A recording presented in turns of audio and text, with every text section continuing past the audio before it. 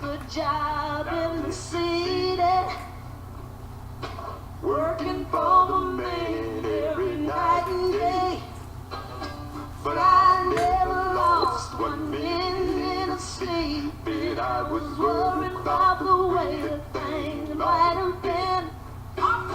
Big wheels keep on turning, Wild Mary keep on burning.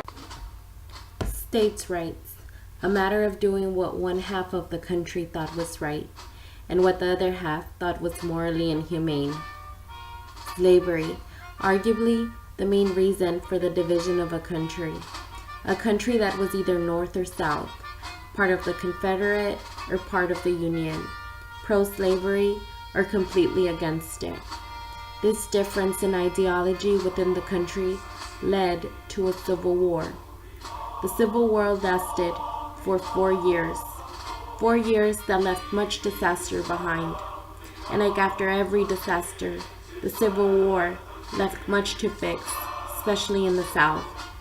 For this, a plan was put forward. The plan's name, the Reconstruction.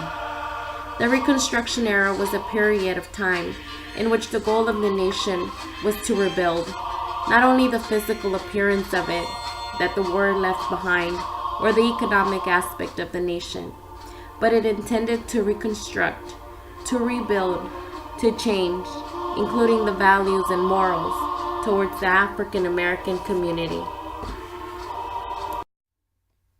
With the defeat of the South also came the 13th Amendment. Slaves no longer had an owner. They were free at last. But what would they do now? Where would they live? What would they eat? Where would they go? The slaves had nowhere to go. Their entire lives, they had been slaves, been part of a plantation in which they had a place to live and some food to eat. But what now? All they had were their skills and a pair of strong hands. But nor the skills or the strong hands or even their great will wasn't enough for what they needed. The newly freed slaves needed land to work on, to grow and sell for a profit. On the other hand were the plantation owners. They would need of someone to work their lands. Certainly, they wouldn't be producing nearly as much profit as the slaves did.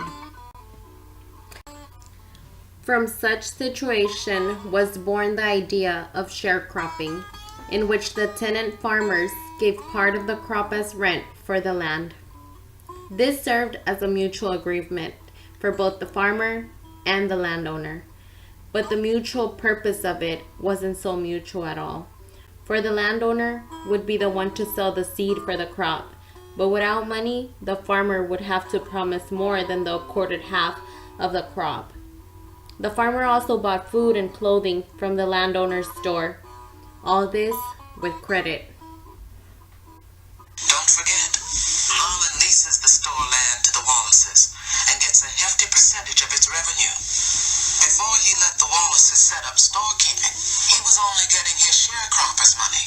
Now he gets a nice bit of Montier's and Harrison's sharecroppers' money too, since both of those plantations are too small to have a store. And he's not hardly going to stand for your interfering with it. After planting and harvesting the crops, the sharecropper handed all the crops to the owner for him to sell. From the sales, the landowner kept half of the earnings plus the cost of the farmer's credit purchases of throughout the year. The landowners charged high prices on the credit, and the farmers would often end up owing more than the landowner than what was earned. The entire family would work hard in the field, including the younger members.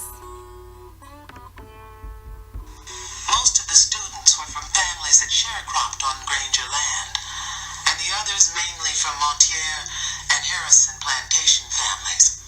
Because the students were needed in the fields from early spring when the cotton was planted until after most of the cotton had been picked in the fall, the school adjusted its terms accordingly, beginning in October and dismissing in March. But even so, after today, a number of the older students would not be seen again for a month or two, not until the last puff of cotton had been gleaned from the fields, and eventually most would drop out of school altogether. To pay for their debt, the farmers would promise the landowner a greater share of the following year's crop. The price of cotton mighty low, y'all know that, he said finally. Could be that I'll have to charge my people more of their crops next summer just to make ends meet. I'd hate to do it, because if I did, my people wouldn't hardly have enough to buy winter stores, let alone be able to pay their debts. And so it was a never-ending poverty cycle for the sharecropping farmer and for its family.